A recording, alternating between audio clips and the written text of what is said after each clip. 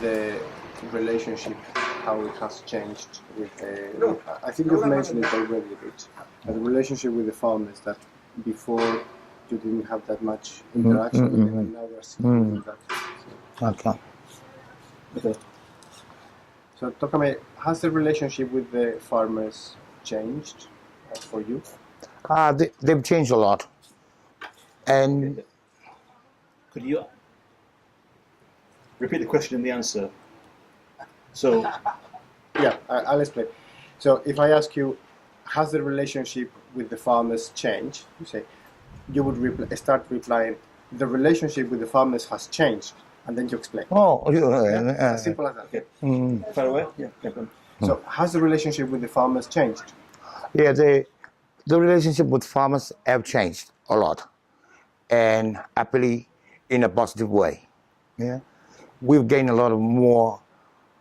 The farmers have gained a lot more confidence because they have more supply of their requirement for gardening, and we are kind of more attached to each other because we see each other now and then more often, because we have this for them when they come, not like before when they come and there's none. So they don't see us for the next few months, and then they just come and check it again. Now they come, and this provision of requirements for the garden have greatly changed our relationship with them to a more, to a better one. Could you describe what you were doing with the guy with the crabs, the crab protection? Would you describe what we saw? Yeah. So which part? The way they make it the round. Every part. Tell me what you were doing at the farm with the crab protection. Okay. So, something like this morning we visited a farmer. Yeah. Yeah, this morning remember this morning we visited a farmer, and he was doing something around his plant. It was to stop the crabs attacking the plant. The shield, I'll call it the shield, was made from all local materials: pandanus leaves, straightened out, then rolled and stuck up with the a pick, and then he put it around the plant as you saw, and then it serves food purposes. It blocks the crabs from attacking the plants. At the same time, when the plants grows older and taller, you can put more compost into it. It's good. Yeah. It's good. From me, my final question is, if you could describe the other thing we saw as well, the Darrow, the women's meeting, just briefly explain what was going on. Okay. Like just in case, or we have an explanation about that. Yeah. Would you do a similar thing for the gardening, the taro? Today we saw a farmer digging.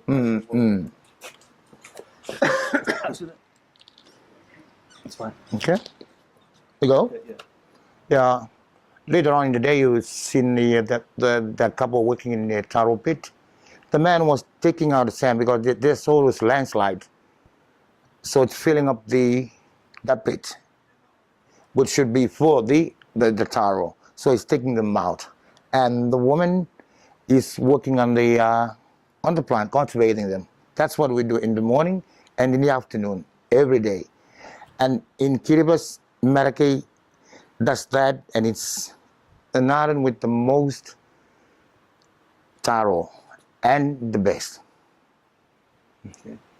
And the same for the lady selling the what's in the garden. The lady selling the cabbage. Yeah. Same thing. So explain to us what we saw. You even saw you saw to the lady who went to that was doing marketing. You saw what she did when we went to the place. She put all the plants in plastic bags. Of course, there were other plants on the ground, but then she put those in a plastic bag and planted them. Put the plants in, and the plastic bags serves two purposes as well, like the one with the man. It doesn't allow the crabs, which are main pest on our island, and at the same time to hold the food for the plant. Then when it's harvesting time, she'll take some, when they're big enough for sale, she'll take some and put it beside the store to show them off to people. And when you go to ask for one, you ask for more, she'll say, lots of them there, just to attract people. Okay. That's good, yeah. What else have we seen? Sorry? The fisherman. Fisherman. Why? Why? Is that important? It would be nice if he can explain what. First thing in the morning. What we see in the morning with why that fisherman, what he was doing there. So explain what the structure. yeah. Earlier this morning we went out and saw the structure in the sea. It's a sea trap, local fish trap. Okay. Yeah. Say that again. Earlier this morning we went out and saw that structure in the passage in the sea. It's a local fish trap, built of stones, built up. So when the tide is high, the water is above the trap. When the water is low, goes down, and then fish get caught into it. Schools. We were lucky to see them catching fish in it. So you believe now it works, yeah? So they just wait, and then when schools come, they pass in, and then when they get trapped, they can't go out, they just go around and around. They don't like making sharp turns. Yeah. That's when they come and collect it. They usually do it in the morning, or actually they wait for the tide to go below the trap. Yes, yeah, that's fine, yeah. Good. Can you tell us a bit about the problem with fish, that some fish is not edible? The fish that cannot be is poisonous. Poisonous. Has poison. Some of the fish are safe to eat, and some others are not. Just to mention that. It's part of the case study, and they might want to use it, and nobody has mentioned anything at all. Okay. It makes sense, because if people talk about food security, people think immediately, oh, Kiribati. Well, they have all the fish in the world. But if you are in an island where the fish is not safe, then you have a problem. Yeah. In relation with those fish traps, we also do a kind of fishing, because fish is a main protein. And it's just important that on some part of the island we have fish poison. So that's decreasing of our number of fish that we can take and eat. So it's a problem with the island since I don't know. Yeah.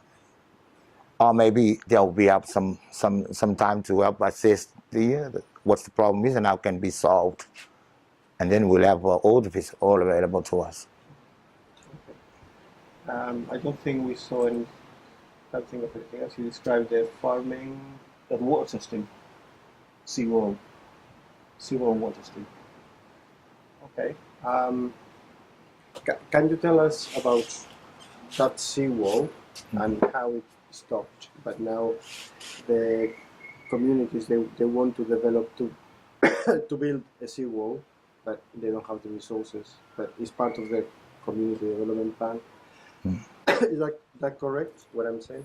Or not really? Oh yeah, well, okay, you can cut where you want to cut. Yeah. Or we have to, because some Explain things. the Maybe. seawall and then explain what the funds are. You actually had time to go to see the seawall. The seawall was built by the government to stop erosion. That's where it was planned, and that's how it was planned, to stop there. And it did stop there. And then we saw the consequences. What I see and what in my view is a negative impact of that project upon that man. Should have been continued on, it wouldn't have a problem. Those other guys are safe, but it's now taking all the impact from the ocean.